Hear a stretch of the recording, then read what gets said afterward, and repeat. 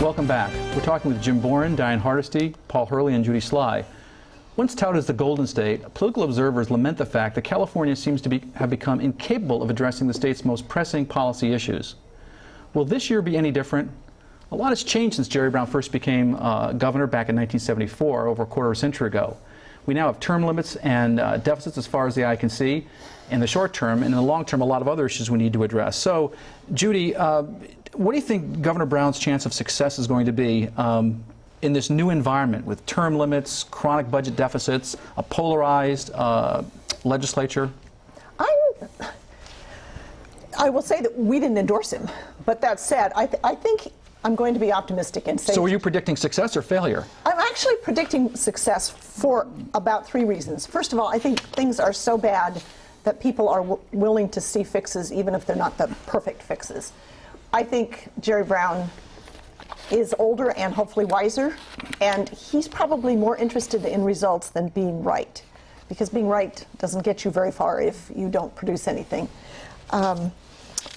So I'm somewhat optimistic that things will move ahead. Okay, well, Jim, what do you think? Do you think that Governor Brown's going to be successul here? Or? Well, I mean, you know, I hope he is, but for the good of the state.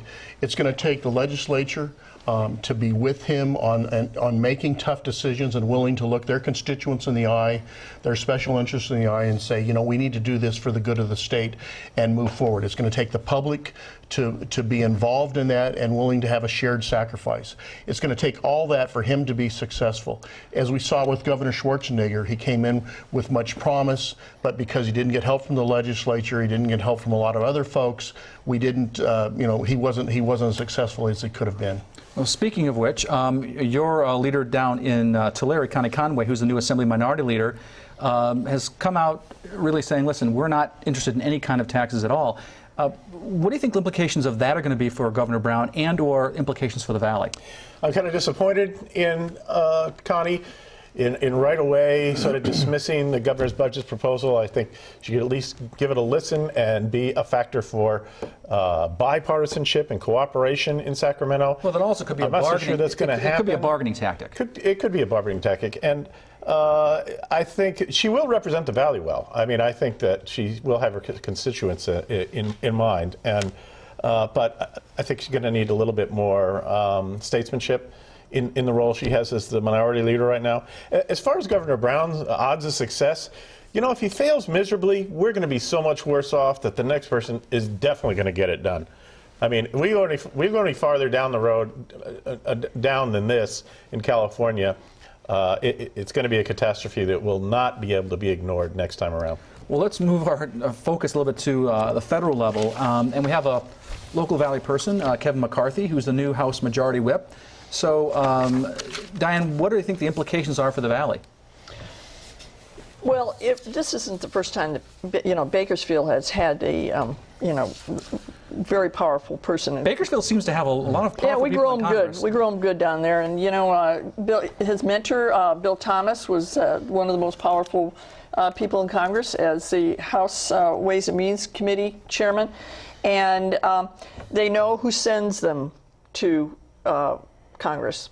And then their outlook may be, you know, more, you know, national sometimes, but they will be attentive and will have a very powerful ear in Congress. I don't know if we're going to be able to quantify how that will relate to, you know, what value in the Valley specifically. Well, an issue I was thinking that is going to be interesting is immigration. You know, he's going to have a certain interest because of his connection to the Valley in terms of agriculture.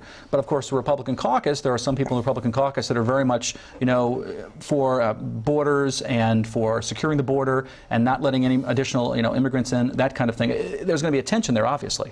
Well, and I think you're going to see, though, that 2012 will be driving a lot of their attention. You know, Kevin is a real strong, you know, he's a very gregarious fellow. He's he's fun to talk to, and he's interesting, and he knows his constituents. But he also likes the game of politics, and he likes to win. He won the House, and he's going to want to win the White House. The Valley Congressional Caucus needs to get back together.